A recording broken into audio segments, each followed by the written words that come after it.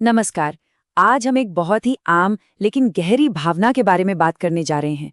वो वाली थकान जो बस जाती ही नहीं। ये सिर्फ नींद की कमी वाली बात नहीं है, ये उससे कहीं ज्यादा है। तो चलिए इसके पीछे की असली वजहों को समझने की कोशिश करते हैं। ये बात कुछ जानी पहचानी लग रही है ना, कि पूरी रात सो लिए लेकिन सुबह उठे तो शरीर में वही भारीपन, वही थकावट। अगर इसका जवाब हाँ है तो आप अकेले नहीं हैं। आइए जानते हैं कि ऐसा क्यों होता है। हम अक्सर सोचते हैं कि थकान का इलाज है बस थोड़ा और सो लेना, लेकिन असली जड़ तो कहीं और है। हमारी रोज की आदतों में, हमारी लाइफस्टाइल में छिपी हुई है। चलिए उन गहरी वजहों को खोद कर निकालते हैं।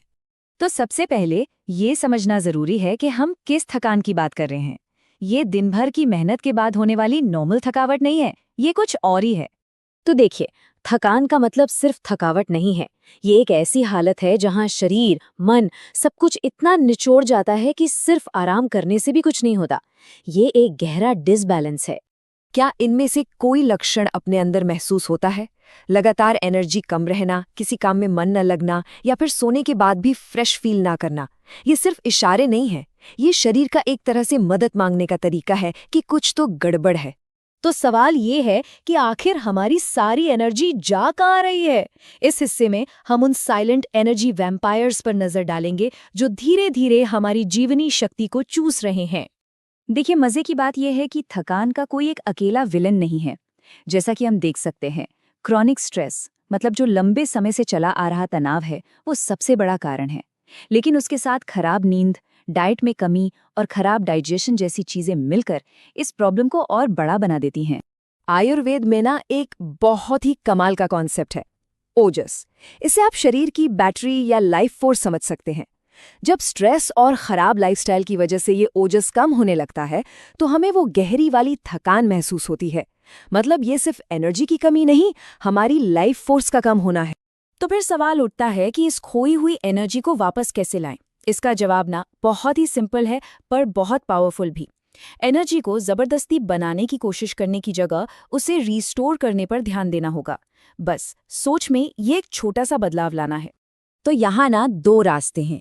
एक तरफ है स्टिम्युलेशन, मतलब कॉफी या चीनी जैसी चीजें जो हमें एकदम से एनर्जी का झटका तो देती हैं, लेकिन ये उधार की एनर्जी होती है, बाद में हालत और खराब हो जाती है।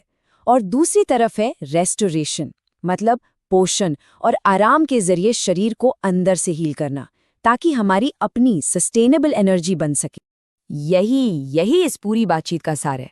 अगली बार जब थकान महसूस हो तो इसे एक सिग्नल की तरह देखिए। शरीर और कॉफी नहीं मांग रहा, वो आराम और पोषण मांग रहा है। तो चलिए अब कुछ प्रैक्टिकल तरीकों पर बात करते हैं, ऐसे एक्शनेबल स्टेप्स जिनसे हम अपनी एनर्जी को नेचुरली रीबिल्ड कर सकते हैं। देखिए, एनर्जी के 3 सबसे मजबूत पिलर हैं: अच्छी गहरी नींद, पौष्टिक खाना और एक हेल्दी डाइजेशन। जब ये तीनों चीजें लाइन में होती है ना, तो शरीर अपने आप एनर्जेटिक महसूस करता है। ये आदतें सुनने में बहुत सिंपल लगती हैं, पर हैं बहुत ही ज्यादा पावरफुल। और कहानी यहीं खत्म नहीं होती। स्ट्रेस को मैनेज करना, बॉडी को थोड़ा बहुत हिलाते डुलाते रहना और दिन भर सही मात्रा में पानी पीना, ये आदतें भी उतनी ही जरूरी हैं। ये हमारी एनर्जी की टंकी को लीक होने से बचाती हैं। और हाँ, एक बात याद रखिएगा, जब एक्सरसाइज की बात आती है तो रोज थोड़ा थोड़ा करना ज्यादा जरूरी है, बजाय इसके कि कभी कभार बहुत ज्यादा कर लिया। Consistency is the key. छोटे छोटे कदम ही बड़ा फर्क लाते हैं। लाइफस्टाइल में बदलाव तो जरूरी है ही, पर प्रकृति के पास भी हमारे लिए कुछ कमाल की चीजें हैं जो इस सफर में हमारी मदद कर सकती हैं।